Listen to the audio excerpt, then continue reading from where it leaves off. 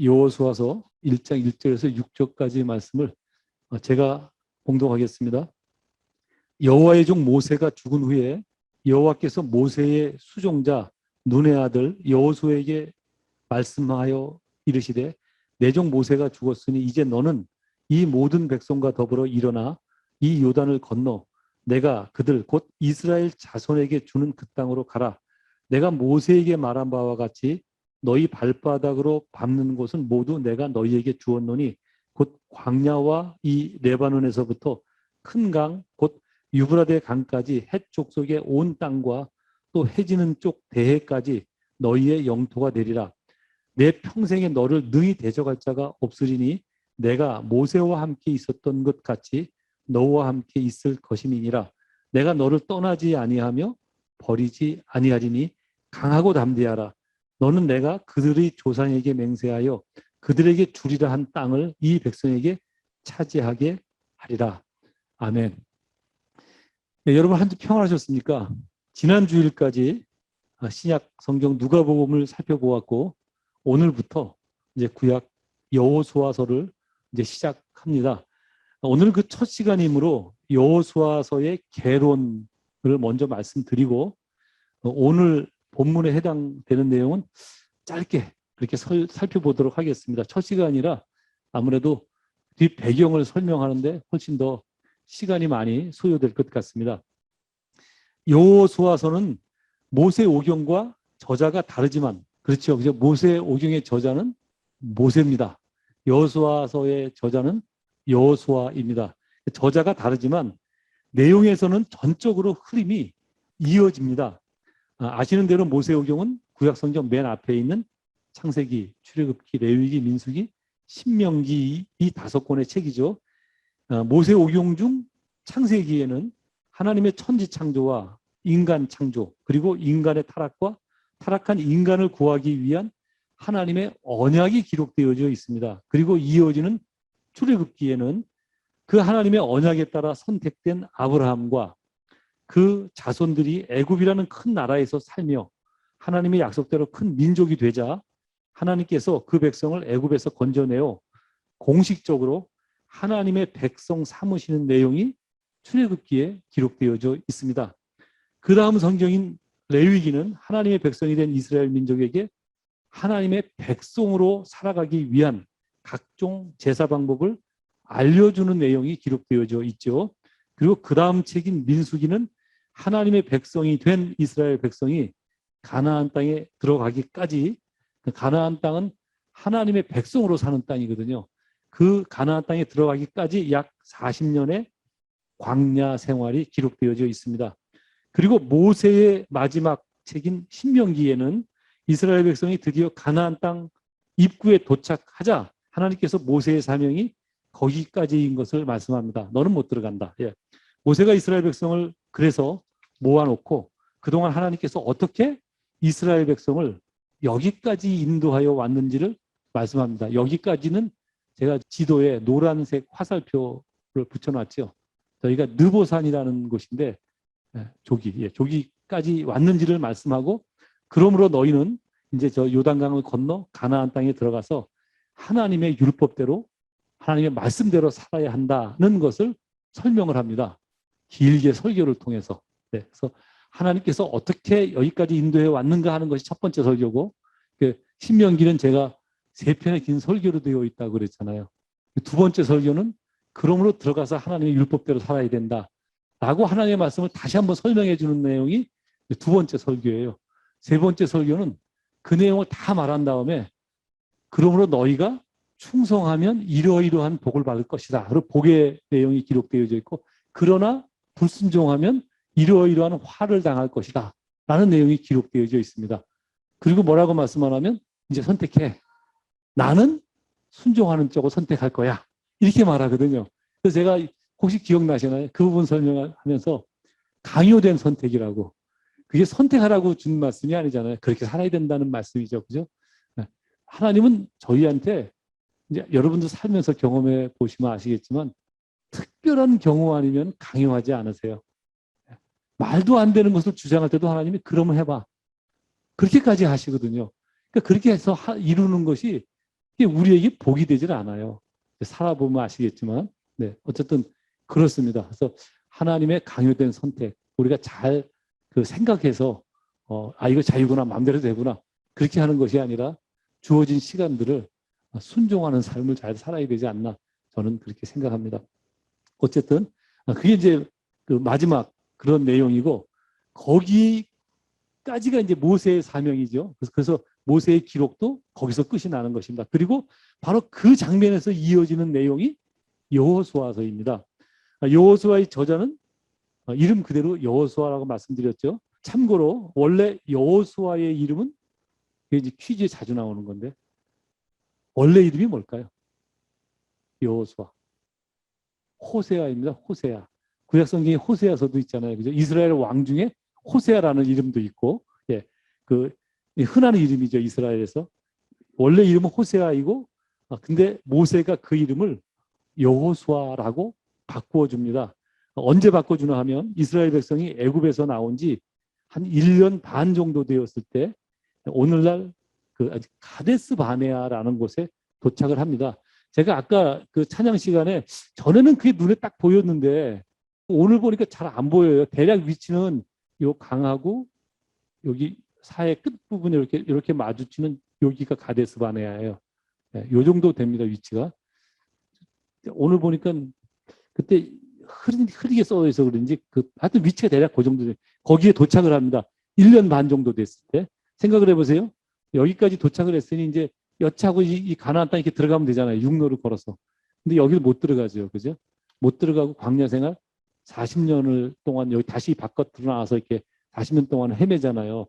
그렇게 헤매게 된 원인이 있잖아요. 저 가데스 바네아에서 정탐꾼을 들여보내는데 그 한 부족이 이스라엘 12부족으로 되어 있는데 한 부족에 한 명씩 대표자를 뽑아서 정탐꾼을 들여보내는데 그 12명의 정탐꾼 중에 호세아가 낍니다. 정탐꾼 중에 하나로. 근데 그 정탐꾼을 보낼 때 모세가 이 호세아의 이름을 여호수아라고 바꿔서 들여보냅니다. 왜 바꿨을까요? 이제 뭐라고 딱 부러지게 설명되어 있지는 않아요.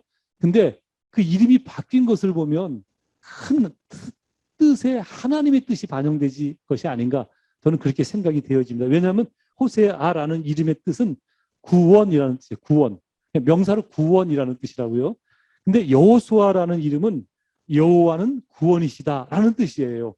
그러니까 모세가 구원이라는 호세아의 이름에 그 구원의 주체가 누구인가를 넣어서 그렇게 바꿔준 것입니다. 근데 여러분 나중에 이제 우리가 신약 성경에 오면 예수 그리스도가 오잖아요. 여호수아의 이름을 신약의 헬라어로 표기하면 뭐가 될까요? 예수가 돼요. 예수가. 예, 예수가 된다고요. 그러니까 뭐 알고 바꾸진 않았을 텐데 그렇게 여호수아의 이름이 예수로 바뀌어집니다. 그리고 그럼 여호수아가 그 하는 일이 뭐나 하면 이스라엘 백성을 인도해서 가나안 땅에 점령해서 들어가 사는 거거든요. 그 구원의 여정에 그 부분이 잘 드러난다고요. 조금 있으면 조금 더 설명을 드릴게요. 미리 설명을 드리면 이제 제가 뒤에서 드려야 될 말씀과 이제 이렇게 섞이니까 조금 더 말씀을 드릴게요. 어쨌든 여호수아는 이미 그 이름에 우리의 구원의 여정이 담겨 있다는 것을 우리가 눈치챌 수 있습니다. 여기서 한 가지 더 참고로 말씀드리면 하나님은 왜 모세의 사명을 가나안 땅 입구까지만 정하셨을까요? 그리고 여호수아를 새 이스라엘로 택하시거든요. 이왕이면 40년 동안 저희까지 인도해 왔는데 모세를 통해서 가나안 땅까지 들어가게 하시면 되잖아요. 여러분 그게 모세한테도 참 얼마나 영광이 되어지겠어요. 40년을 자기가 인도해서 고생 끝에 거기까지 왔으니 딱 가나안 땅에 들어가서 하나님 내 임무를 다 완성했습니다. 그러면 모세도 뿌듯하고 참 좋았을 텐데 하나님 너는 안 된다 그러거든요. 왜 그렇게 하셨을까요? 오늘 뭐 여호수아서의 큰 주제와는 상관이 없지만 여호수아를 이해하는데 배경이 되기 때문에 이 말씀도 조금 잠시 설명을 드리고 나가겠습니다. 표면적인 이유는 있습니다. 성경에 그 표면적인 이유가 기록되어져 있거든요. 그건 뭐냐면 이스라엘 백성이 애굽을 탈출한 지 약 한 달 반 정도 됐을 때 무리바라는 곳에 도착을 합니다. 이스라엘 백성이요. 오늘날 시나이 반도 끝 시내산 바로 옆입니다. 그 부분에 도착을 합니다. 이때 이스라엘 백성이 이제 한 달 반 정도 됐는데 물을 못 먹는 그 광야 입구를 막 뭐랄까 황량한 벌판으로 들어가거든요. 물이 없어지니까 그때부터 막 불안에 떨어서 하나님을 원망을 해요. 근데 한번 잠깐 생각해 보세요. 한 달 반 전까지만 해도 이스라엘 백성이 경험한 게 뭐예요? 10번의 큰 재앙이 애굽 땅에 내리는데 자기 백성은 하나도 다치지 않는 것을 경험을 하거든요.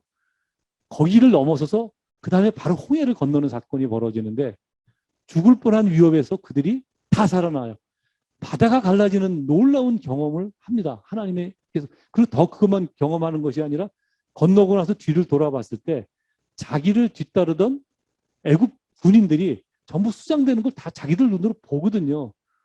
그걸 봤음에도 불구하고 물이 없다는 이유로 하나님을 원망을 합니다. 그래서 뭐라고 얘기하냐면 그 애굽에 무덤이 없어서 우리를 여기까지 끌어내서 여기서 죽이려고 그러느냐. 아니 그러려고 그랬으면 뭐하러 홍해를 가르고 뭐하러 10번의 재앙을 내렸겠어요. 그거 다 경험하고도 이스라엘 백성이 그런 말로 하나님을 원망합니다. 그렇게 원망하는 이스라엘 백성을 보니까 모세가 막 화가 났어요. 하나님 앞에 부끄러웠던 것 같아요. 제가 생각할 때는. 그래서 하나님께서 뭐라 그러냐면 목이 마르다 그러니까 너가 가서 아론하고 가서 그 바위가 있는데 그 바위를 쳐서 물을 내서 그 백성에게 먹여라 그래요. 근데 모세가 막 화를 내서 뭐라 그러냐면 내가 너희들 같은 하나님 앞을 배역하는 너희들을 위해서 내가 물을 내야 되겠느냐 라고 막 화를 내요. 그리고 화를 냈지만 하나님이 하라고 그러셨으니까 그냥 바위를 너무 화가 나서 막 팡팡 2번을 때립니다. 그래서 목사님들이 그러잖아요. 그 2번 때렸기 때문에 모세는 못 들어간다고. 물론 성경에서는 그게 원인이라고 2번 때렸다가 아니라 뭐라고 말씀만 하면 너희가 이스라엘 백성의 목전에서 하나님의 거룩함을 나타내 보이지 않았기 때문에 너희는 가나안 땅에 들어갈 수 없다라고 분명히 말씀을 해요. 뭐 2번 때렸다고 말하지 않는데 그렇게 말씀을 하니까 목사님들이 그렇게 설명을 하거든요. 근데 조금 저는 그것은 표면적인 이유다라고 이렇게 말씀을 제가 기회가 있으면 자주 드리잖아요. 그죠? 왜 그렇게 하나님의 말씀인데도 불구하고 표면적인 이유다라고 말씀하냐 하면 그게 애굽을 나온 지 딱 한 달 반 되었을 때거든요. 근데 그때 그 이후로 뭐 1년 반 정도 됐을 때 가데스 바네아에서 정탐꾼을 들여보내고 그래서 그 정탐꾼을 들여보냈던 것이 이유가 돼서 40년 무려 토탈 40년의 긴 세월을 광야에서 보내는데 광야에서 긴 세월 동안 모세가 정말 충성스럽게 하나님의 말씀을 따르거든요. 그럼 40년 동안 충성스럽게 따른 것은 기억하지 못하고 단지 나와서 한 달 반 됐을 때 한 번 화를 냈는데 그것도 하나님한테 화를 낸 게 아니라 하나님을 위해서 화를 낸 것인데 그것 갖고 모세를 거기 그 땅에 못 들어가게 한다면 용서하시는 하나님과 너무 안 맞아요. 그죠? 그래서 뭔가 제가 늘 말씀드리잖아요. 성경을 볼 때 어느 장면이 마음에 확 부닥치고 자꾸 저항이 느껴지면 성경 전체가 이야기하는 하나님과 이렇게 대비를 시켜봐라. 그렇지 않으면 뭔가 내가 잘못 이해하고 있는 거다. 아니면 성경을 조금 더 큰 틀에서 보아야 한다라고 제가 말씀을 드렸던 것이 기억이 납니다. 그래서 그런 차원에서 볼 때 많이 그렇다 그러면 하나님이 좀 너무 하신 게 아닌가 그런 생각이 듭니다. 그리고 또 그다음에 어떤 장면이 민수기에 등장을 하냐면 하나님께서 모세를 그 이스라엘 백성한테 소개하면서 뭐라고 소개하냐면 이 사람 모세는 온유함이 여기서 온유하다는 것은 하나님의 결정에 토달지 않는다는 뜻이거든요. 하나님께서 하라 그러면 아무 소리 안 하고 아무 자기의 뜻을 밝히지 않고 예, 그리고 순종하는 태도. 그게 온유함이에요, 온유함. 근데 뭐라고 얘기하면 이 사람 모세는 온유함이 이 지면의 모든 사람보다 더하다. 모든 사람보다 최고다. 이런 뜻이거든요. 그리고 또 한 가지 있어요. 모세는 성경에 등장하는 인물 중 유일하게 하나님과 대면해서 대화를 나눈 사람이에요, 사람. 물론 이제 그 수건을 두르고 대화를 나눴지만 오직 모세 한 명이라고요. 그런데 그런 모세를 단지 그 화 한 번 냈다 그래서 못 들어가게 하셨는 게 말이 되냐? 저는 이제 하나님은 그런 표면적인 이유를 말씀하셨지만 저는 하나님 마음에 있는 그 다른 뜻이 느껴지는 거예요. 그건 아닐 것이다. 또 이제 그 하나님의 뜻, 그는 예를 들면 너는 못 들어간다 라고 말한 그 대목에서 또 이상한 장면이 또 한 군데가 성경에 등장을 합니다. 그건 뭐냐면 너는 못 들어간다. 그러고 그러자 모세가 저 느보산에서 죽거든요. 저 느보산에서 인생을 마무리하는데 하나님께서 모세의 무덤을 못 만들게 해요. 이상하잖아요. 너무하잖아요. 아니 무덤도 못 만들게 한다는 게 말이 돼요? 근데 보십시오 여러분. 저는 그 부분에서 모세를 진정으로 위하시는 하나님의 뜻이 발견이 돼요. 왜냐하면 만약 모세가 살아서 가나안 땅에 들어가서 거기서 죽었다면 모세는 민족의 영웅이에요. 지금까지도 민족의 영웅이거든요. 민족의 영웅이기 때문에 아마도 신이 되었을 것입니다. 신. 여러분 잘 생각해 보세요. 오늘날 이집트에서 발굴되는 굉장한 무덤들이 다 모세 시대 왕들의 무덤이거든요. 조금 앞서거나 뒤서거나 해서.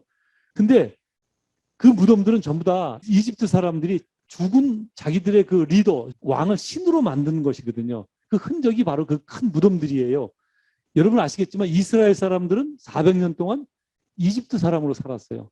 400년 동안 살면서 뭐 배웠겠어요? 이집트 문화 그거 배웠을 거예요. 그러니까 들어가서 만약에 모세가 죽었으면 불을 보듯 명확관학하게 뻔한 일이 있어요. 모세를 크게 무덤으로 만들고 우상 삼았을 거예요. 우상. 예. 너무 뻔한 일 아니에요? 그래서 하나님께서 거기서 막으신 거예요. 그러니까 모세가 원하지 않아도 죽은 다음에 모세가 뭐 어떡하겠어요? 이스라엘 백성이 만드는 거죠. 그죠? 그 백성이 뭘 못 만들겠어요? 금방 금송아지로 갔다. 금송아지 사건 아시죠? 예? 한 달도 안 돼서 그 벌어진 사건이거든요. 그게. 뭘 못하겠느냐고요. 그러니까 하나님께서 그 백성을 너무 잘 아시니까 막으신 거예요. 예. 그게 또 그것이 확실하다는 것이 신약 성경에 또 한 흔적이 나오는데 우리가 누가복음을 지난주까지 살폈는데 누가복음 9장에도 나오고 이제 그 마태복음 17장에도 등장을 하지만 예수님 공생에 2년 반 정도 되었을 때 예수님께서 멀리 좀 이렇게 피난을 가시잖아요. 막 극심하게 예수님을 이제 잡으려 하니까 유대인들이 피난을 가는데 어디까지 피난 가냐면 여기 어디죠? 그 헐몬산 근처까지 갔을 때 이 헐몬산에 올라가잖아요. 올라가서 예수님의 모습이 변화됩니다. 그러니까 우리 육체를 입고 있는데 육체를 입지 않은 다른 사람처럼 변화하는데 막 몸 전체에서 광채가 나고 그러니까 하나님 앞에 가 있는 모습으로 변화하면서 거기서 누구랑 대화를 나누냐면 모세하고 엘리야 선지자하고 대화를 나누는 장면이 나와요. 제자들이 보거든요. 그 장면을. 놀라운 장면을 봅니다. 여러분 그건 뭐예요? 모세는 못 들어갔기 때문에 하나님이 버렸다는 게 아니라 모세는 여전히 중요하게 하나님의 구원사에게 중요한 상징이 되어지고 있다는 것을 신약 성경이 그렇게 보여주고 있는 것이거든요. 그러니까 모세는 너는 못 들어가. 화 한 번 냈으니까. 그래서 하나님과의 관계가 단절된 것이 아니라 진정으로 하나님이 모세를 사랑하셔서 거기까지 배려를 해 주신 것이다 라고 생각을 합니다.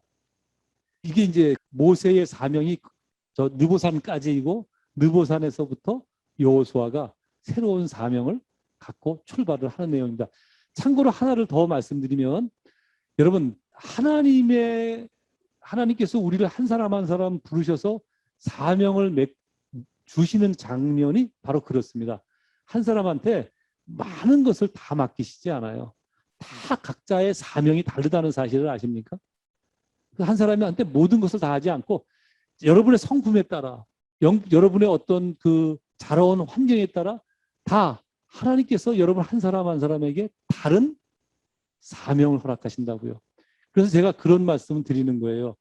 그 말씀을 들었는지 잘 모르겠지만 여러분들이 이제 이 유학 생활하는 동안 이 교회에서 생활하는 게 뭐 어떤 약간 다르지만 뭐 보통 박사 과정 기간이잖아요. 그죠?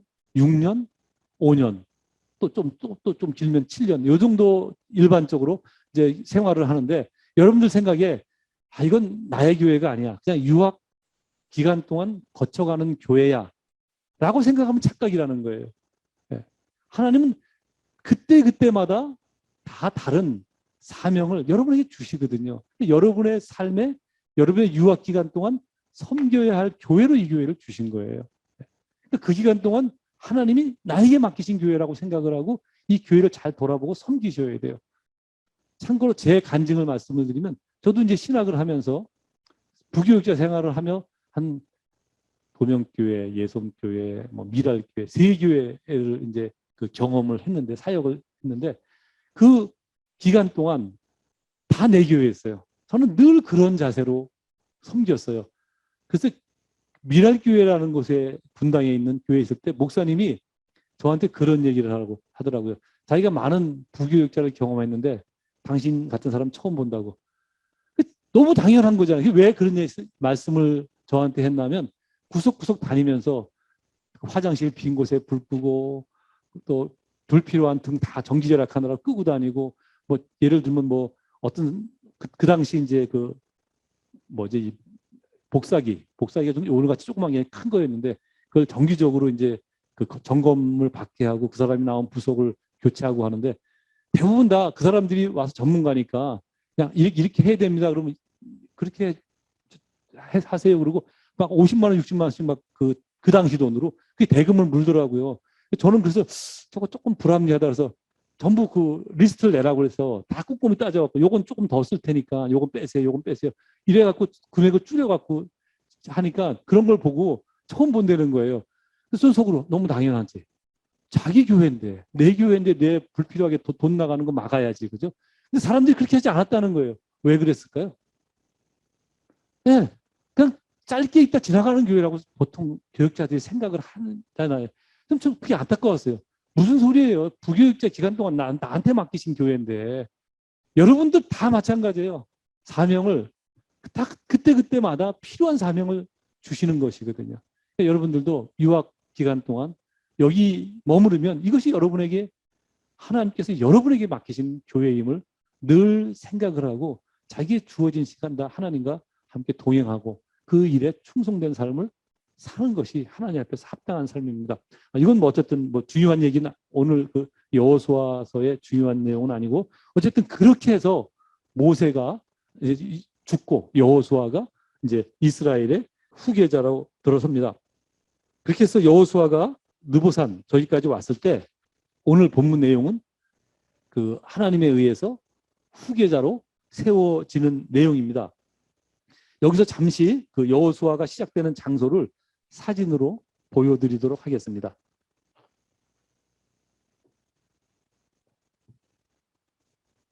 예, 아까 저 장면을 확대해 놓은 곳이 여기입니다. 여기가 대략 6, 700m 될 거예요, 해발. 그리고 여기가 마이너스 한 200대거든요. 이게 굉장히 높은 산이에요. 이렇게 되게 깎아지듯 이렇게 올라가 있는데 여기서 여기가 여리고고 여리고 15번 여기가 예루살렘이에요. 그러니까 정상을 싹 넘어서자 여기가 예루살렘이라 예루살렘 자체는 보이지 않지만 그 가나안 땅이 이렇게 보이거든요. 이렇게. 네, 다음 사진 좀 보여주실래요? 네, 느보산에 가면 이렇게 기념비가 써 있어요. 네? 네보산이죠. 그다음에 메모리얼 오브 모세 네, 그렇게 쓰여져 있습니다. 크리스찬의 그 거룩한 장소다. 이 장소가 왜 이걸 해놓냐면 여기가 요르단 땅이잖아요. 요르단 이슬람 사람들이 예수 인정 안 하거든요. 근데 이걸 세워놔야 이제 많은 순례자들이 여기로 와서 오기 때문에 세워놓고 그렇게 장사를 합니다. 다음 장면 보여주실래요? 네, 거기 가면 또 이런 것도 있어요. 이렇게 방향을 다 정해놓고 여기 뭐 헤브론, 그다음에 뭐 베들레헴, 예루살렘 요 방향으로 예루살렘이 있다는 거예요. 그리고 예루살렘의 거리는 대략 46km 정도 돼요. 46km. 이렇게 이런 장면이 쓰여져 있습니다. 다음 장면 보여주실래요? 마지막 사진인데, 예, 여기가 이제 사해 끝자락이고, 예, 여기 보이는 요 산, 요 바로 밑에가 여리고입니다. 그리고 여기가 이제, 예, 여기가 왜 여기 왔다 갔다 하는지 아세요? 우리는 제가 이거 쏘는 게 보이는데 줌으로 지금 예배 드리는 사람은 이게 안 보이니까 지금 저쪽에서 우리가 이걸 표시해 주는 거예요.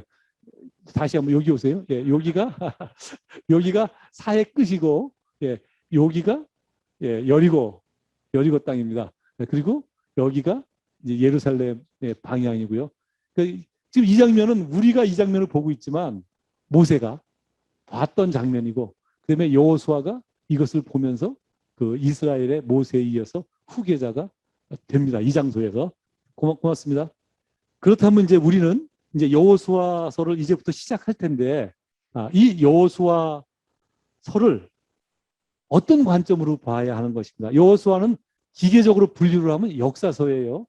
그래서 어떻게 만들어졌고 어떻게 거기까지 왔느냐의 역사는 모세가 기록하고 있고, 이제 어떻게 만들어진 이스라엘 백성이 저 가나안 땅에 들어가느냐에 관한 기록이 여호수아인데, 단지 그런 역사로 볼 것이냐 아니면 다른 관점으로 봐야 되느냐 하는 것입니다. 다른 관점으로 봐야 됩니다. 우리가 여호수아서를 살필 때 가져야 될 중요한 관점은 무엇이냐면, 하나님께서 저 땅을 아브라함의 자손에게 주시겠다라고 약속을 하시잖아요. 아브라함을 부를 때 몇 번 반복하시거든요. 또 아브라함이 죽자 그다음에 그 아들 이삭한테 이야기한다고요. 또 이삭이 죽자 야곱한테 이야기하거든요. 계속해서 끊임없이 저 백성을 내가 너희 후손들에게 주겠다라고 말씀을 하고, 드디어 그 말씀대로 지금 저희 입구까지 간 거예요. 그죠? 근데 그 하나님의 그 약속이 실제 여호수아를 보면 어떤 과정을 통해서 그 땅이 이스라엘 백성의 땅이 되는 거거든요. 네?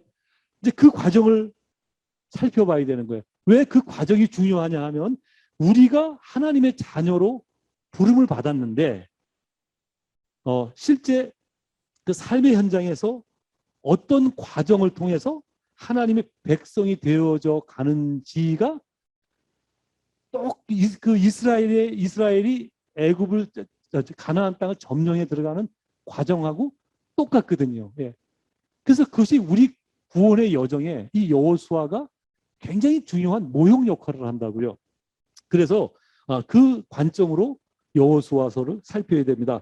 짧게 그 대략의 과정을 말씀드리면, 하나님은 분명히 아브라함을 부르실 때 가나안 땅을 주시겠다 약속을 하셨는데, 막상 그 땅에 도착해 보니, 이제 여기서 이 가데스 바네아라는 곳에 도착을 하잖아요. 그래서 도착해 보니 그 땅에 굉장히 힘센 원주민들이 무려 7개 부족이 다 땅을 이렇게 나눠서 차지하고 살고 있었습니다. 근데 하나님께서 뭐라고 말씀하시냐면, 그들을 너희가 쫓아내고 그 땅에 들어가서 살라고 말씀하세요. 주시겠다고 약속했는데. 그죠? 아니, 주시겠다고 약속할 때는 언제고, 막상 도착해 보니 그 땅에 원주민들이 살고 있었고, 그 원주민들을 네가 싸워서 쫓아내고 그 땅을 차지하라, 이렇게 말씀합니다. 되게 모순이죠. 그죠? 계속 조상 대대로 말씀하셨던 내용과 굉장히 모순된 내용을 말씀을 하시거든요. 근데 그런 모순이 우리의 구원의 여정에도 그대로 나타납니다. 즉, 분명히 나를 하나님의 자녀로 부르셨잖아요. 내 백성이다 부르셨는데, 하나님은 나로 하여금 하나님의 백성답게 살기 위해 내 안에 있는 온갖 죄된 성품, 그다음에 죄된 행위, 이기적인 자아, 이런 것들을 스스로 내어버리는 신앙의 싸움을 싸우라 그러거든요. 그래서 하나님의 자녀답게 살라고 말씀하세요.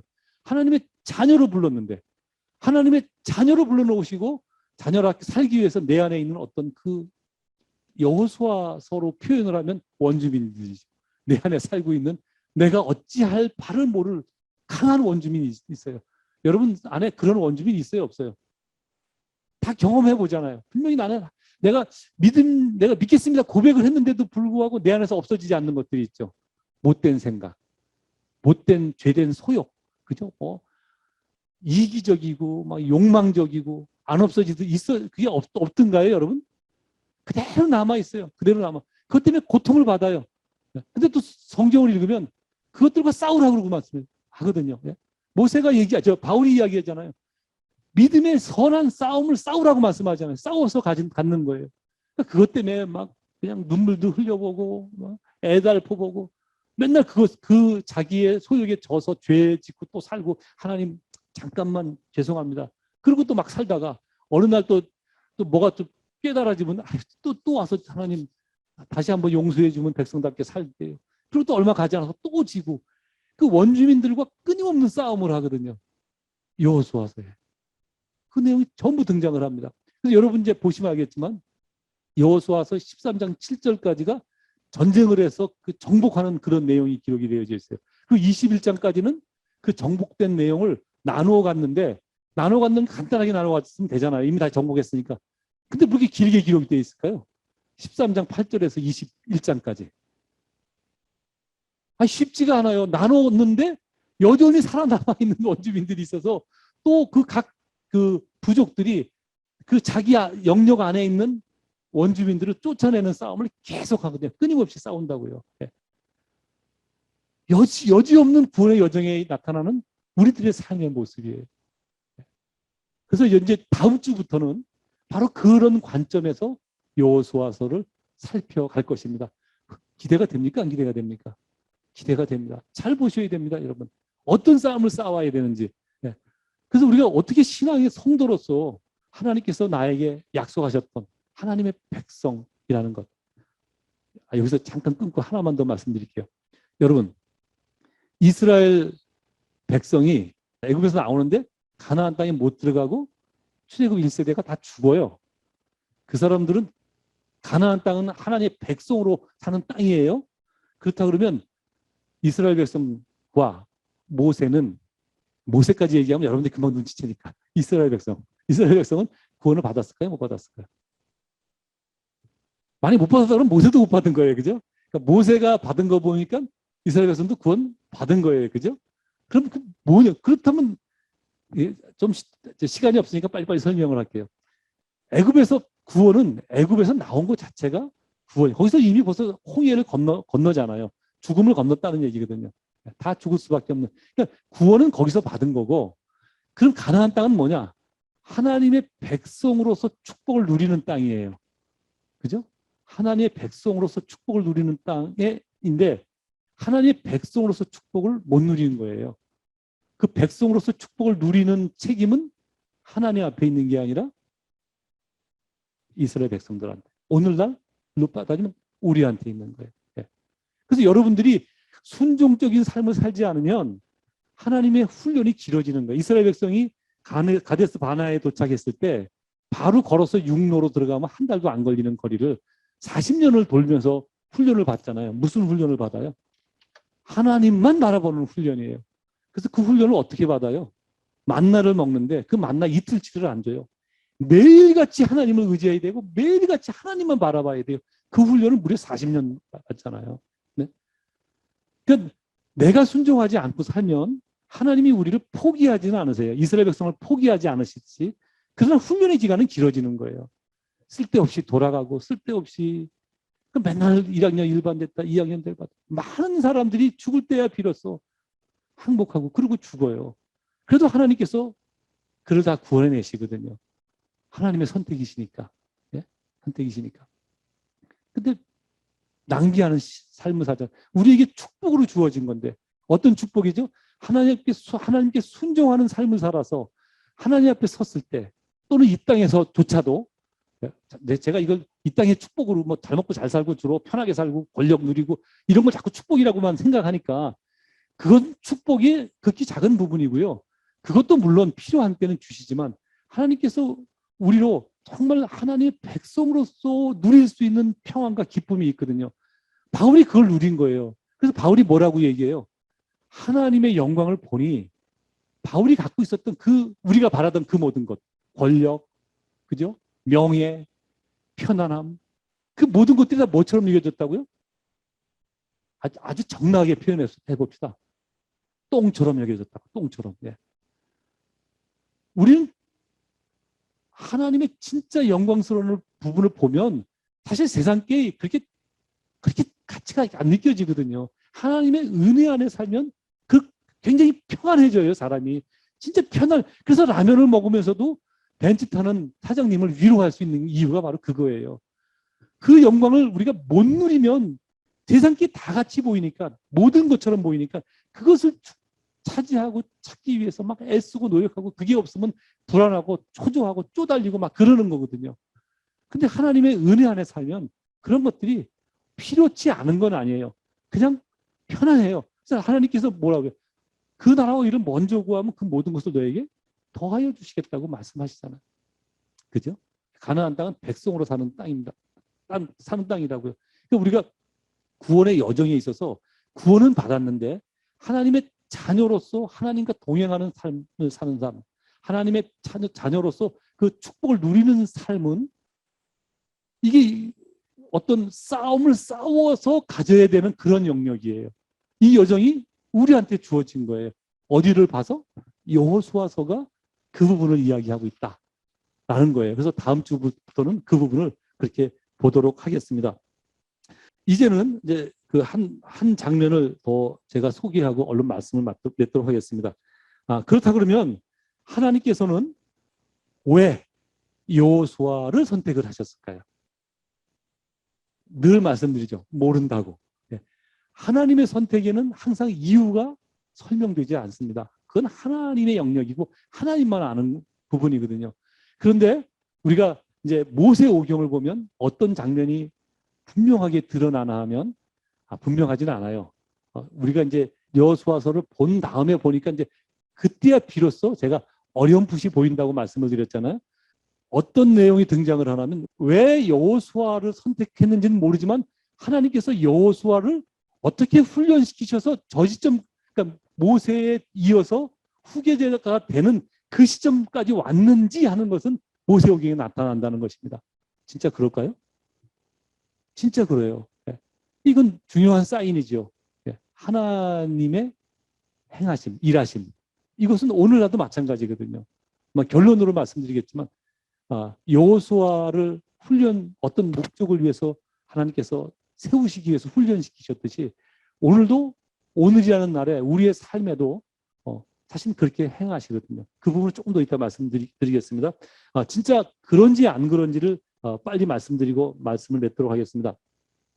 우리가 앞서 기록된 모세오경이 있다라고 그 말씀을 드렸는데 그때 워낙 모세라는 인물이 중심이 되어 있기 때문에 여호수아가 보이지 않죠. 그죠? 보이지 않지만 조금 관심을 두고 이제 다시 보면 여호수아는 이미 출애굽기, 민수기, 신명기에서 모세와 함께 중요한 일을 하게 하십니다. 누가? 하나님께서. 진짜 그랬는지 한번 살펴보도록 하겠습니다. 출애굽기 17장으로 가겠습니다. 17장 18절에서 14절까지 읽을 것인데 거기 찾으면서 들으세요. 지금 출애굽기 17장의 내용은 이스라엘 백성이 출애굽한 지 한 달 조금 넘었을 때 르비딤이라는 곳에 도착했을 때 내용입니다. 그 도착했을 때 아말렉 족속이 이스라엘 백성을 쳐들어옵니다. 이것도 족속이라고 그러면 아말렉은 나라이기보다는 이제 족속에 가깝거든요. 근데 그 아말렉과 전쟁을 치르는 장면이 나오죠. 17장 8절에서 14절까지 말씀 보십시오. 제가 읽을 때 여러분들은 눈으로 따라와 주십시오. 8절. 그때에 아말렉이 와서 이스라엘과 르비딤에서 싸우니라. 모세가 여호수아에게 이르되 우리를 위하여 사람들을 택하여 나가사 아말렉과 싸우라. 내일 내가 하나님의 지팡이를 손에 잡고 산 꼭대기에 서리라.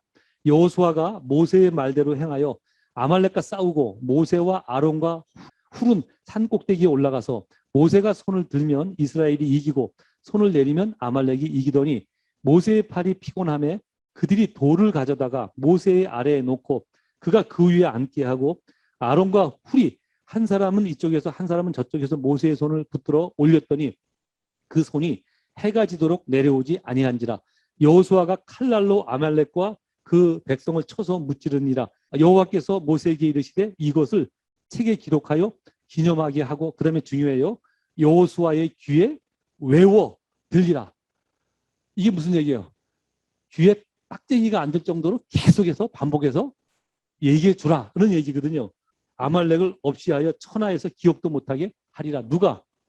하나님께서 그렇게 하신 것을 여호수아의 귀에 빡쟁이가 들 정도로 앉을 정도로 계속 반복해서 얘기하라는 거예요.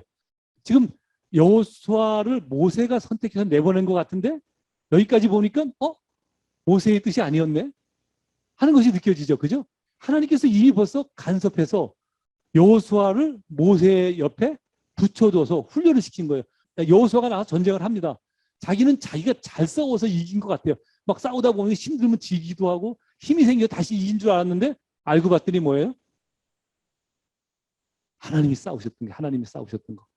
그것을 딱 전쟁 치고 내가 이기고 돌아왔습니다. 그러니까 모세가 뭐라고 해요? 네가 이긴 게 아니야. 그리고 하나님께서 이렇게 하셨어. 한 번 했으면 됐지. 아침 되니까 또 일로 와봐. 네가 이긴 것 같아? 아니야. 하나님이 이기게 하셨어. 그리스도 되니까 또 일로 와봐. 지겹도록 반복해서 그 얘기를 계속해서 지금 여호수아에게 하고 있는 거예요. 그래서 여호수아가 훈련이 되어지고 있는 거잖아요. 계속해서 뭐가 느껴져요? 전쟁은 내가 하는 게 아니구나. 내가 싸움을 싸워도 그 전쟁의 승리는 누가 하게 하는 거다? 하나님이 하는 거다. 이제 여호수아서 보시면 알겠지만 이스라엘 백성들이 싸움은 이겨요. 안 싸우면 져요. 그러니까 지는 건 무기가 없어서 지질 않아요. 승리는 항상 싸우기만 하면 반드시 이겨요. 누가 이기게 해요?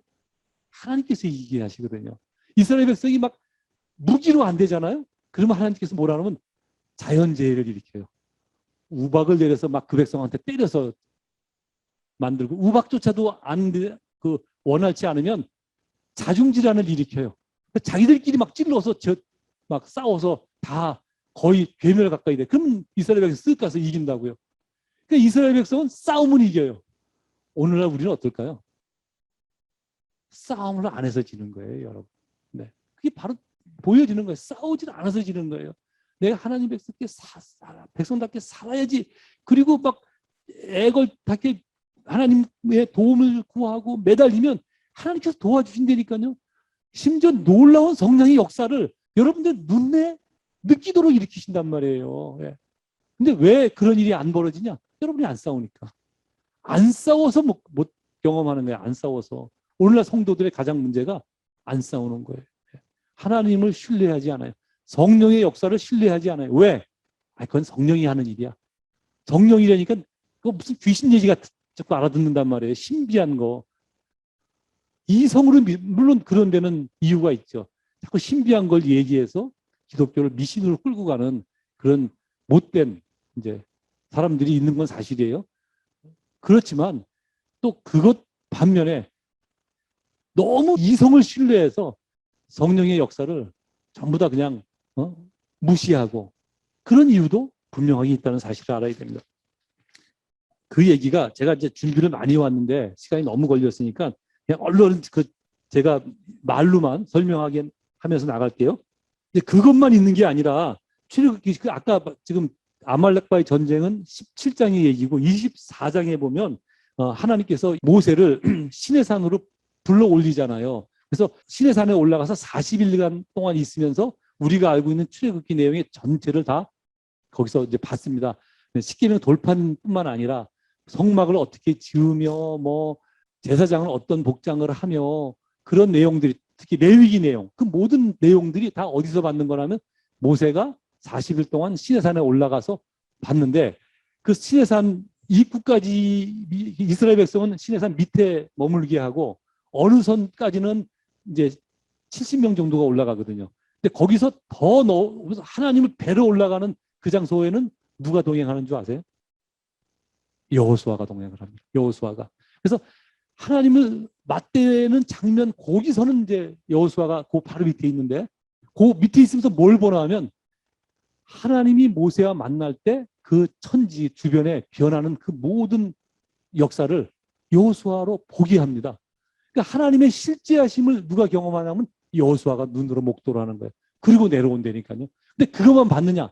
또 출애굽기 34장에 가면 어떤 일이 벌어지냐면 그들이 그 하나님의 놀라운 십계명을 들고 말씀을 갖고 내려오는데 40일이 지나서 내려왔거든요. 그때 모세를 기다리던 이스라엘 백성들이 뭘 하죠? 네, 금을 모아서 송아지를 만들어 갖고 뭐라고 얘기하냐면 이것이 앞으로 우리를 인도할 하나님이다. 그렇게 말을 해요. 하나님이라고 말을 한다고요. 그 장면을 누가 제일 먼저 보게 하는 줄 아세요? 여호수아가 여호수아가 보고 그냥 모세하고 그 의논을 하면 어떻게 할 거냐. 그리고 그 과정에 하나님께서 막 진노하시는 장면을 다 여호수아가 겪게 합니다. 그래서 여호수아는 뭘 보냐면 인간 내면에 있는 그 완악함, 인간의 그 믿음 없음, 이것을 여호수아가 똑똑히 봅니다. 여러분 생각해 보십시오.